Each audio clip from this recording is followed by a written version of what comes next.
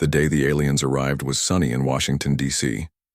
No storms, no clouds, just blue skies and a strange ship that suddenly appeared above the White House.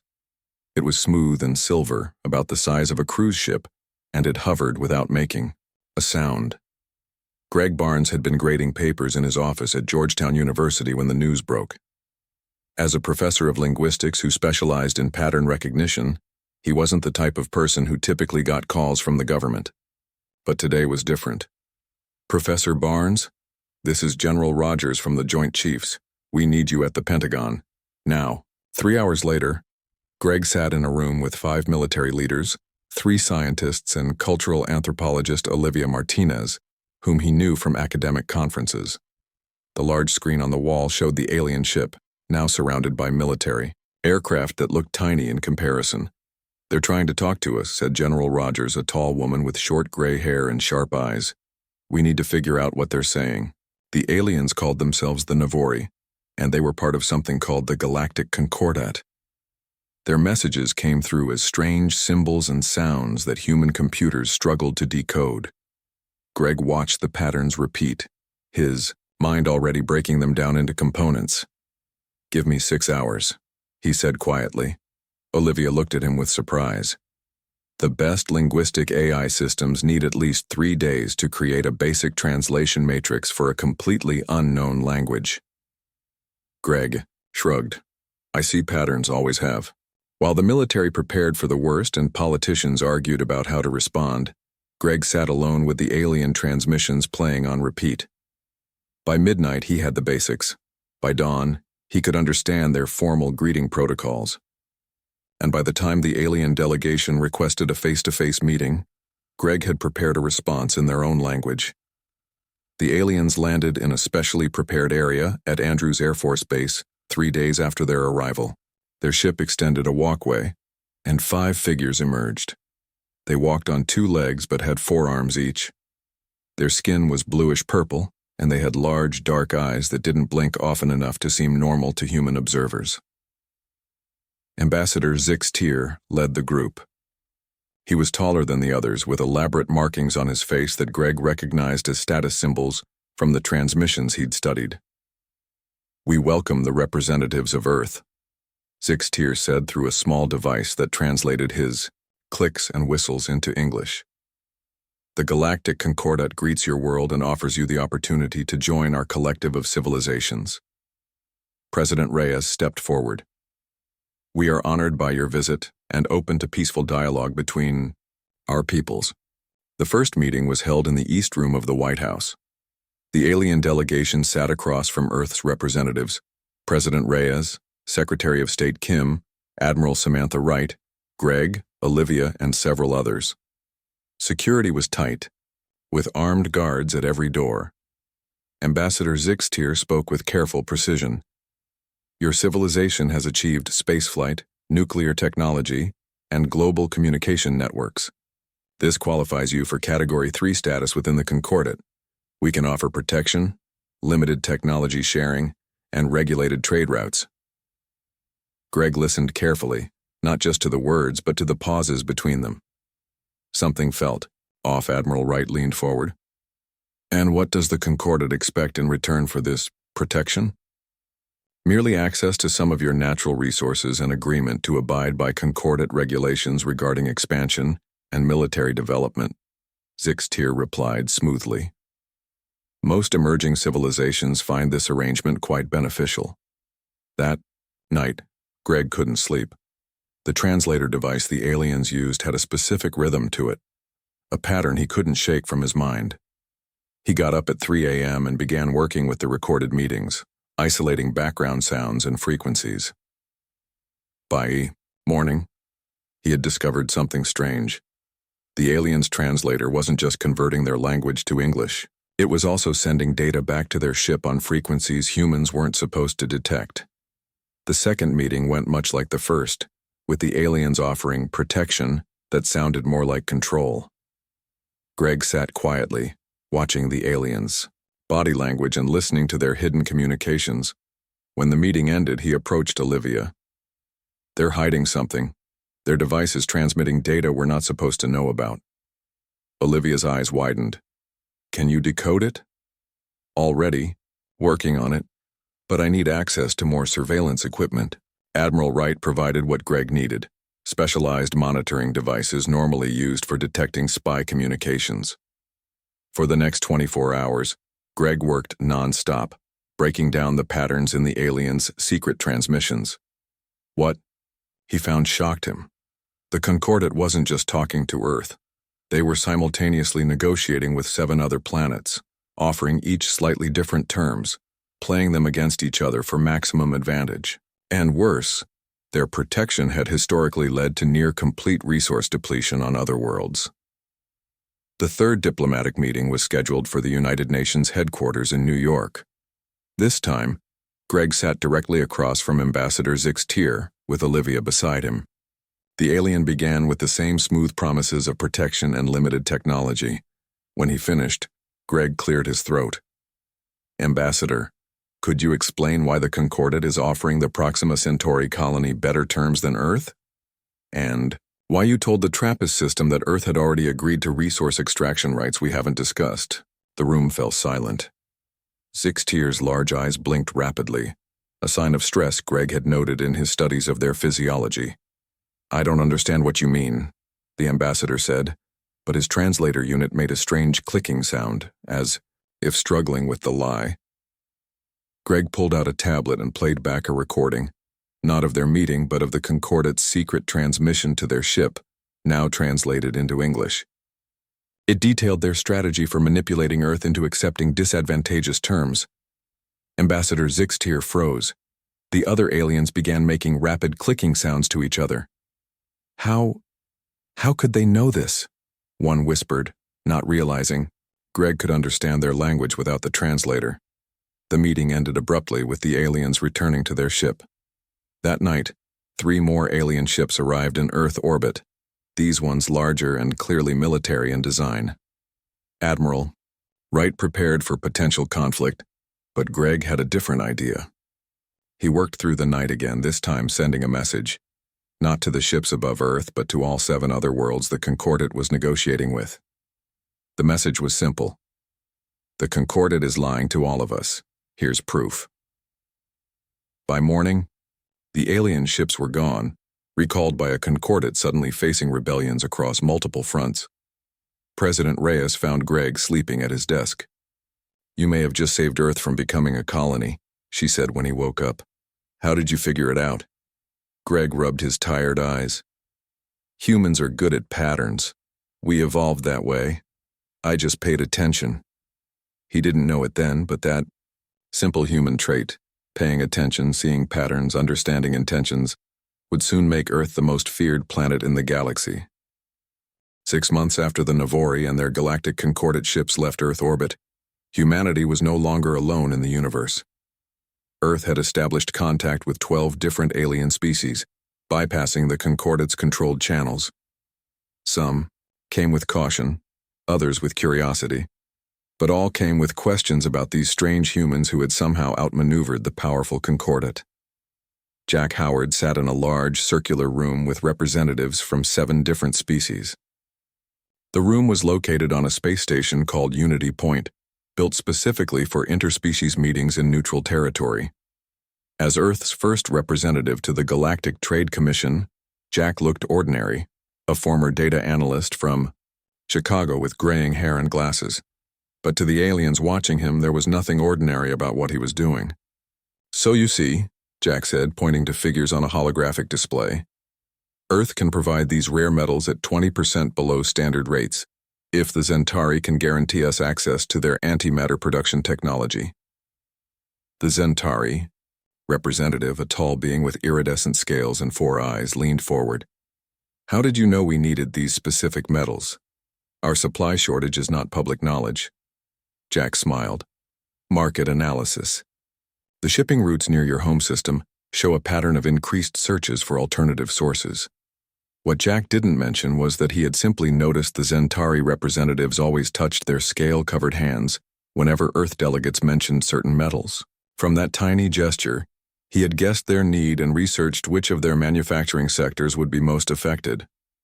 Across the galaxy, similar scenes played out with other humans. Lisa Daniels wasn't even a diplomat or trader. She was simply a botanist studying alien plant life on the mining colony of Proxima V.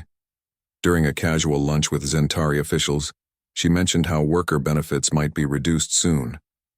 The Zentari official dropped his eating utensil in shock. How could you know this? The decision was made in a closed session just 2 cycles ago. Lisa shrugged. Just a guess. Your resource allocation minister has been looking worried lately, and I noticed budget documents on his desk when I delivered plant samples last week. She hadn't actually read the documents. They were in Zentari language which she couldn't read. But she had noticed how the minister's aide had quickly covered them and how conversations stopped when she entered rooms. From these small clues, she had pieced together what was happening. Back on Earth, Ambassador Frank Ramirez prepared for the most important meeting of his career. The Emergency Council of the Galactic Community had been called after Earth provided evidence of the Tellurian Empire's secret biological weapons program, weapons designed to target specific species. Frank studied the evidence one more time, research, logs, supply chain records, and genetic sequences, all obtained from the most secure data vaults in the Tellurian Empire. No human hackers had broken into their systems. No spies had stolen the data. Yet somehow, Earth had the information. The idea truth was simpler and more disturbing to the galactic community. Jeremy Scott, a human medical researcher working with Tellurians on an exchange program, had simply noticed patterns. Certain labs requested specific genetic materials, but published no research. Supply requests didn't match stated projects. Scientists worked odd hours and seemed nervous when asked basic questions. From these observations, Jeremy had constructed a theory about what was happening. When he shared his concerns with Earth intelligence, they had focused their investigations and found confirming evidence through legal trade and diplomatic channels. The Tellurian ambassador stood before the council, his gray skin flushed to a deep purple with rage and embarrassment. These accusations are baseless. Humans cannot possibly have accessed our secure facilities. Frank stepped forward calmly. We didn't need to access your facilities. We simply observed, listened, and understood what we were seeing. The evidence was presented. The Tellurian biological weapons program was exposed. Sanctions were imposed. And across the galaxy, a new fear began to spread, not of human weapons or technology, but of human perception. On the distant world of Vega Prime, a human diplomatic aide named Richard Keller sat quietly in the corner during negotiations between the insect-like Zendi and the aquatic Mojave species. These two species had been enemies for centuries, but were trying to negotiate fishing rights in a disputed ocean region. The Zendi representative made a subtle gesture with his lower limbs, a gesture only other Zendi were supposed to understand, as a sign of deception. "Excuse me," Richard said suddenly, "but I believe the fishing quota numbers you just presented don't match the actual harvest capabilities of your southern fleets." The room went silent. The Zendi representative's antennae flattened against his head, a sign of shock. "How could you interpret what makes you say that?" Richard hadn't actually understood the secret limb gesture. He had simply noticed that whenever the Zendi mentioned the southern fleet numbers, they displayed subtle signs of stress that humans were evolved to recognize: changes in vocal patterns, minor shifts in posture, and slight delays in response time. By the end of that year, stories like these had spread across the galaxy. The Galactic Concordat, once dismissive of Earth, now watched humans with growing alarm. Their intelligence agencies compiled reports on human capabilities, focusing not on their modest fleet of spaceships, but on their uncanny ability to extract information. "They see things we don't," reported one Navori agent. "They recognize patterns from minimal data.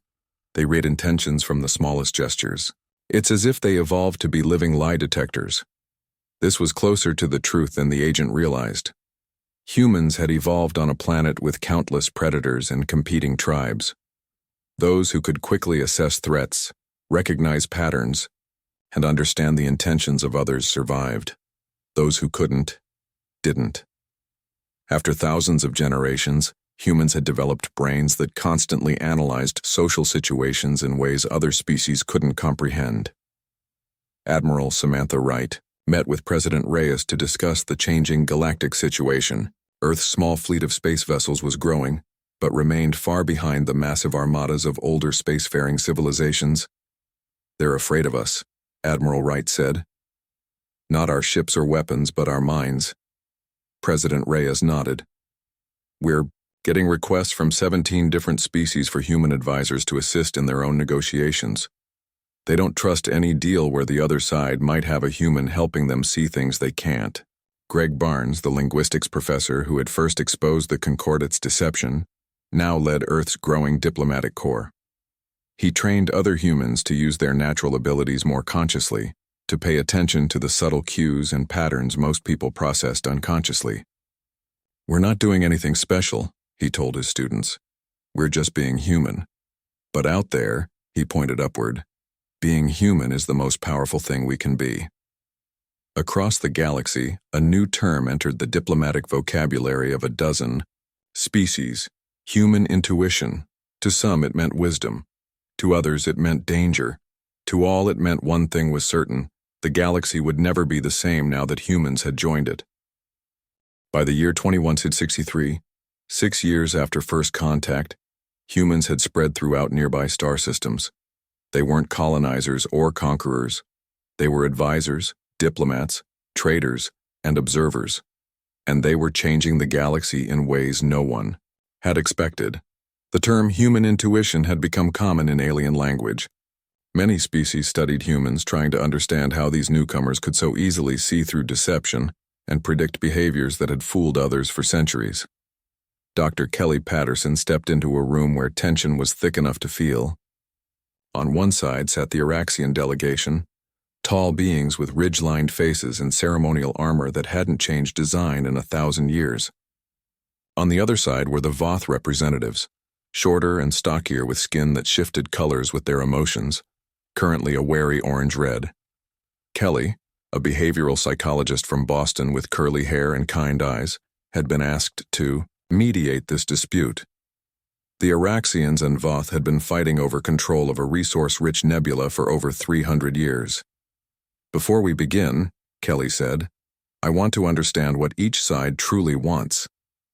The Araxian leader, Commander Gex, pounded the table. "We want the nebula that is rightfully ours. The Voth are thieves who take what isn't theirs." The Voth representative, Minister Liu, turned a deeper red. "The nebula belongs to us by ancient right. The Araxians simply want to strip its resources." Kelly watched their faces, their breathing, the way their eyes darted to certain locations on the star map between them. She noticed how both leaders touched their communication devices whenever the third moon of the nebula's largest planet was mentioned. After 2 hours of heated discussion that went nowhere, Kelly stood up. "You're not fighting over the nebula," she said calmly. "You're afraid they'll discover what's hidden in the third moon." The room went completely silent. The Araxian commander's face paled beneath his ridges. The Voth minister turned a shocked white color. "How could you possibly know about that?" whispered Commander Gex. "I don't know what's there," Kelly admitted, "but I can see that both of you are protecting something on that moon, something you're both afraid the other will find." The truth, which came out in the private session Kelly suggested next, was that both species had discovered the same ancient alien technology buried in that moon. Both had been studying it secretly for centuries, each unaware the other knew about it. Each feared the other would weaponize it. With the real issue exposed, they could finally work toward a solution. By the end of the week, they had signed the first peace treaty between their species in 3 centuries. Across the galaxy, Lieutenant Paul Carter found himself in a very different situation.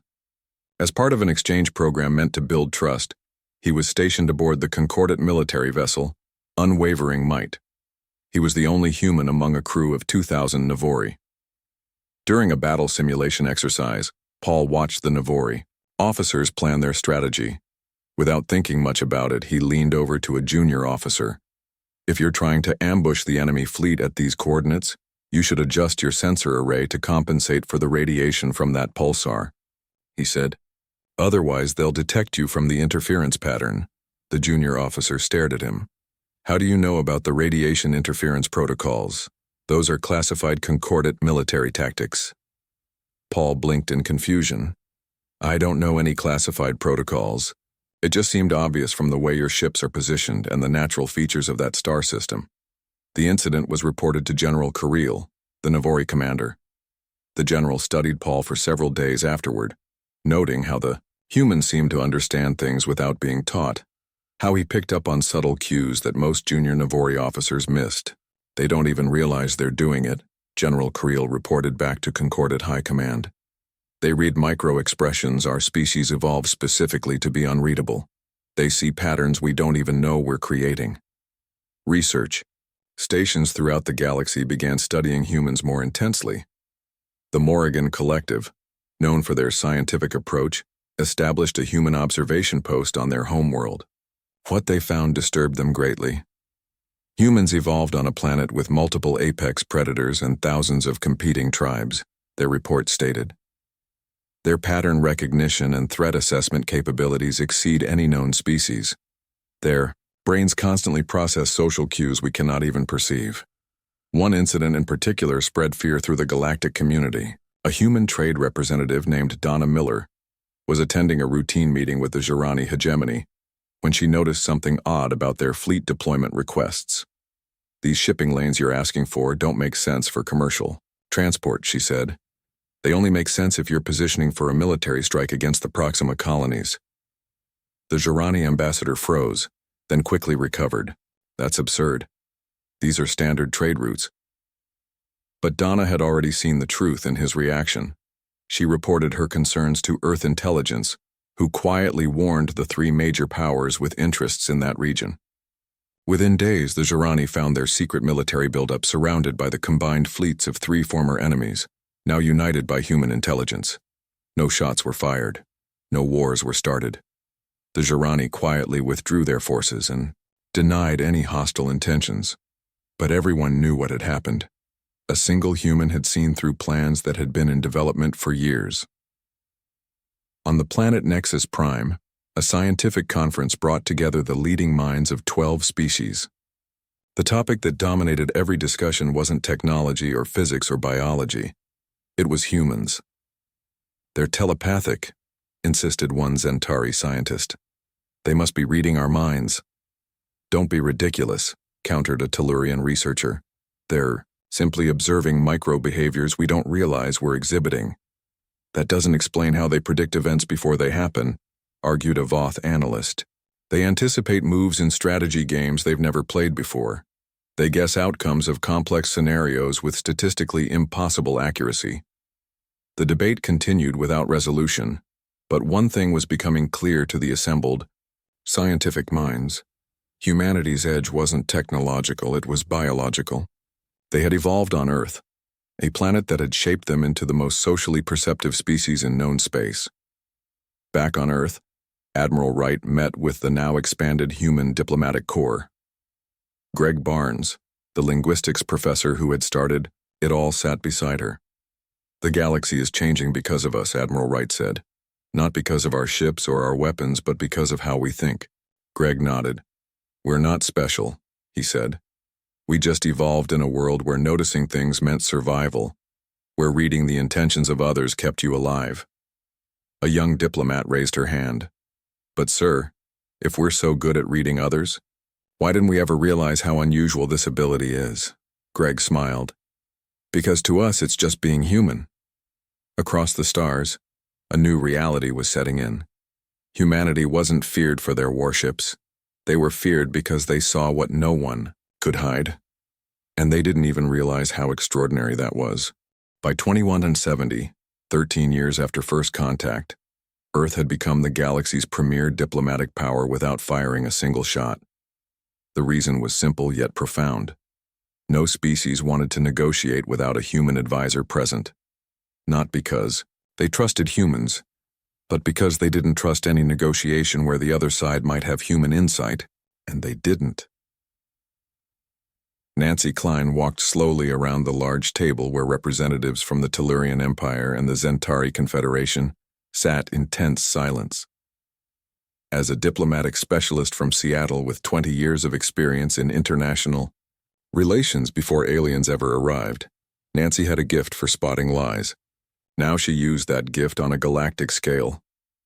"Ambassador Vex," she said, addressing the Tellurian representative, "you claim the border incursions were accidents caused by navigation errors." The gray-skinned ambassador nodded. "Precisely.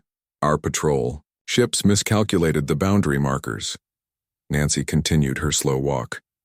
"And Ambassador Zoll," she turned to the Zentari representative with the shimmering scales, "you claim your defense platforms fired only after being directly threatened." "Our records are clear," the Zentari insisted. "We issued 3 warnings before firing." Nancy stopped walking and placed her hands on the table. "Both of you are lying." The room went silent. Aides from both delegations shifted uncomfortably. "Tellurian ships entered Zentari space deliberately," Nancy said calmly. "They were testing response times of the defense platforms, and the Zentari knew this was a test. You fired without warning to demonstrate your readiness." Both ambassadors stared at her. Neither denied her claims. "How could you possibly know this?" Ambassador Vex finally asked. Nancy smiled slightly. "The flight paths in your records show course corrections that don't match navigation errors. They follow a pattern consistent with sensor testing, and Ambassador Zoll's breathing pattern changed when discussing the warnings, a physiological response to lying that Zentari share with humans." Within an hour, both sides admitted the truth. Within a day, they had signed a new border agreement, with clear protocols for military testing. Nancy had exposed 7 similar deceptions in the past year alone, earning her the nickname the Truth Seer across 3 sectors of space. On the distant world of Craxus Prime, the Galactic Concordat was holding its annual leadership summit. Once dismissive of Earth, they now required human observers at all major diplomatic functions. The leaders weren't happy about this requirement, but after several embarrassing incidents where hidden agendas were exposed by humans, they had little choice. Ryan Foster stood quietly in the corner of the ornate chamber as the Concordat Supreme Council debated trade policies. As an observer from Earth, he wasn't supposed to speak unless asked directly, but something in the discussion caught his attention. "Excuse me," he said, interrupting a Navori counselor mid-sentence. "The supply chain adjustments you're proposing for the Orion sector will cause critical shortages on at least 6 planets within 3 standard months." The council members turned to stare at him, some with annoyance, others with curiosity. "What makes you say that, human?" asked High Counselor Drex. Ryan pointed to the holographic display showing trade routes. "These adjustments reduce transport capacity by 18%, but your own reports show demand increasing in that sector. The math doesn't work." For a moment, no one spoke. Then a junior counselor leaned forward. "He's right. I ran the numbers yesterday but was told not to present them." The revelation led to a complete revision of the trade policy, preventing what would have been a devastating supply crisis that would have affected billions of lives. What the Concordat didn't know was that Ryan wasn't an economic expert. He had simply noticed patterns in the data that didn't match the Council's stated goals. The Tellurian Emperor himself, ruler of 87 star systems and the oldest continuing government in the known galaxy, requested a human advisor be present during his succession planning. After 3 assassination attempts in the past decade, he trusted a human's ability to detect disloyalty more than his own security forces. Eric Johnson, a former police detective from Denver, found himself in the incredible position of sitting beside the Emperor during the most sensitive political meetings in the Tellurian Empire. "What do you think of Grand Vizier Morax?" the Emperor asked after one particularly tense council meeting. Eric considered the question carefully. "He supports you publicly, but I noticed he touches his ceremonial dagger whenever succession is mentioned. And he has private communications with at least 3 military commanders that aren't on the official records." The Emperor nodded slowly. "You noticed all that from sitting in 2 meetings?" "It's just observation," Eric said. "Humans are good at spotting patterns in behavior." Within a week, the Grand Vizier was removed from his position. Within a month, Evidence of his planned coup was discovered. The Emperor credited his human advisor with saving the Empire from civil war. What truly terrified the galaxy wasn't just humanity's skill at gathering information, it was their willingness to share it strategically. The incident that demonstrated this most clearly occurred when Earth revealed the Jirani hegemony's plans to secretly militarize a neutral zone. The Jirani had spent years carefully hiding their intentions, using dummy corporations and falsified shipping records to move weapons and troops into position. No surveillance system had detected their deception. No spy network had uncovered their plans. But Wendy Harris, a human agricultural consultant working on a Jirani colony, noticed something odd. The food supplies being ordered didn't match the reported population. The power grid was being expanded, far beyond civilian needs. And the workers she met spoke of military training exercises they weren't supposed to mention. When Earth revealed this information to 3 major powers in the region, the response was immediate. Economic sanctions were imposed on the Jirani hegemony. Military vessels were positioned at key points, and the hegemony's plans collapsed without a single shot being fired. How did you know? The Jirani High Commander demanded of Earth's ambassador.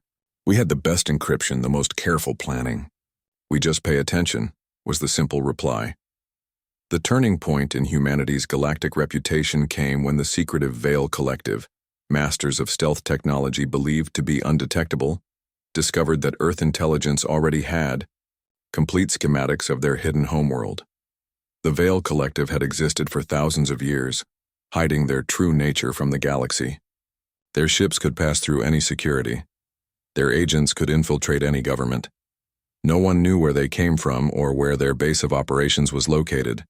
No one except humans. But how?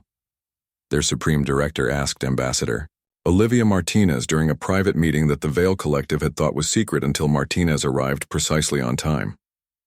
We noticed patterns in your ship movements, Olivia explained. All your vessels, no matter where they operate, return to certain coordinates to service their stealth systems. Once we knew where to look, finding your homeworld was just a matter of patient observation. The Supreme Director's expression showed what all advanced species were beginning to feel about humans. Not fear of their weapons or their technology, but fear of their perception. Humanity had changed the galaxy not through force but through understanding. We just pay attention.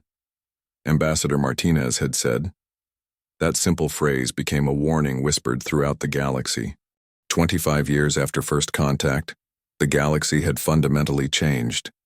Species that had dominated through military might or technological superiority found themselves outmaneuvered by humans who simply understood their opponents better than they understood themselves. Alan Russell stood by the window of the diplomatic vessel, looking out at the stars.